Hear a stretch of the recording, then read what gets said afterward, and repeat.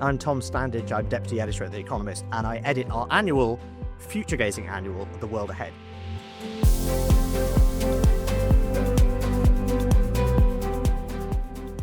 In 2026, I think the biggest challenge for the business community continues to be uncertainty, and the uncertainty emanating from the White House.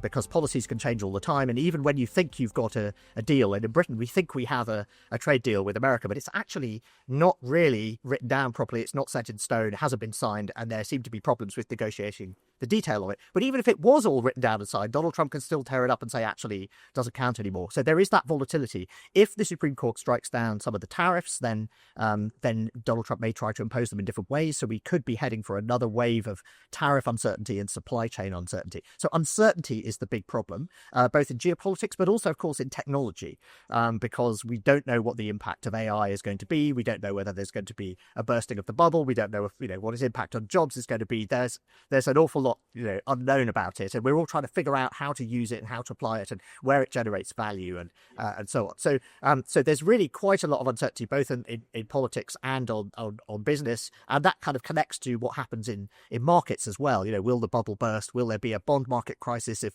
Donald Trump tries to meddle with the Federal Reserve? So there's a lot of uncertainty there, and those are the risks. I think the upsides, well, there's potentially an upside from technology.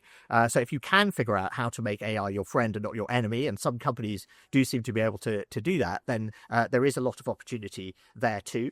And I think there's also, although America is a big market for a lot of companies, essentially we're seeing the rest of the world trying to strengthen its trade arrangements and solidify its trade arrangements, kind of going around America in many ways. So we're seeing more deals being done. There's this flourishing of trade diplomacy. So again, if you're not dependent on America as an end market, there may be new opportunities opening up in trade to new places. So I think overall it's a mixed picture. There are things to worry about, but there are also opportunities.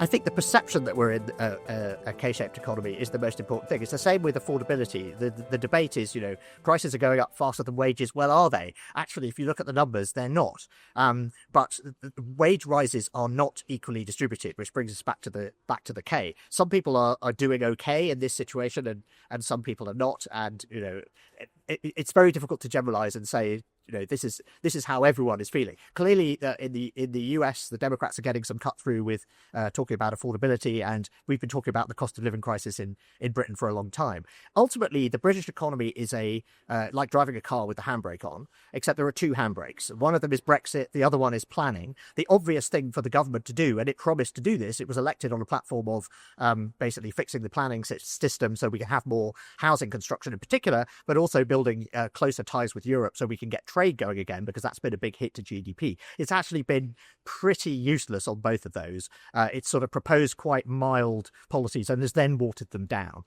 So I'm not alone in feeling disappointed about that, but I think those would be some of the ways that you could start to address the underlying problems here. And I'd like to see more of that in 2026.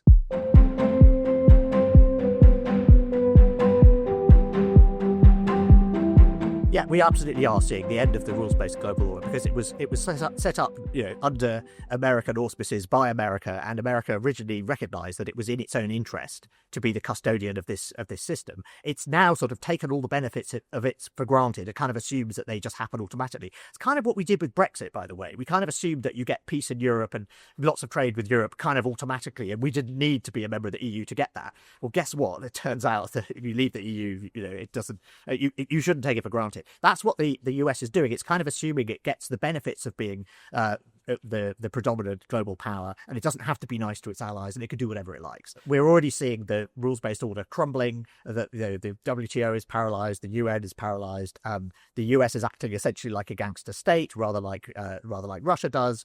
And we're just going to see more of that unraveling. And so I think the challenge is for other countries to form these coalitions of the willing to get together and try and sort of deal with specific problems like defending Ukraine or getting access to rare earths or dealing with climate change without trying to go through the old multilateral organizations like the UN, which are clearly broken now. So yeah, I think that all of that can get a lot worse before it starts to get better again. personally, I'm quite optimistic about 2026 because I'm a perennial optimist. I'm always looking on the bright side, and I like to sort of seek out the areas where the surprises that are coming thick and fast are actually positive ones. And there are a few areas where this is happening. One of them is energy technology. There's a clean tech boom going on across the world. We're probably at peak global emissions now, so that's good. That's a milestone towards dealing with climate change. And I think we are seeing interesting new technologies emerging because of investment by the big AI companies. So geothermal and fusion energy. Fusion is one of those technologies that people have talked about for decades, hasn't worked, and then it's going to suddenly start working in the next couple of years. This is what happened with AI. It didn't work for decades, suddenly started working. And quantum computing is another one as well. I think that's probably 5 years away. But so I'm looking for those areas where these breakthroughs, that would make imagine the consequences of fusion power starting to work.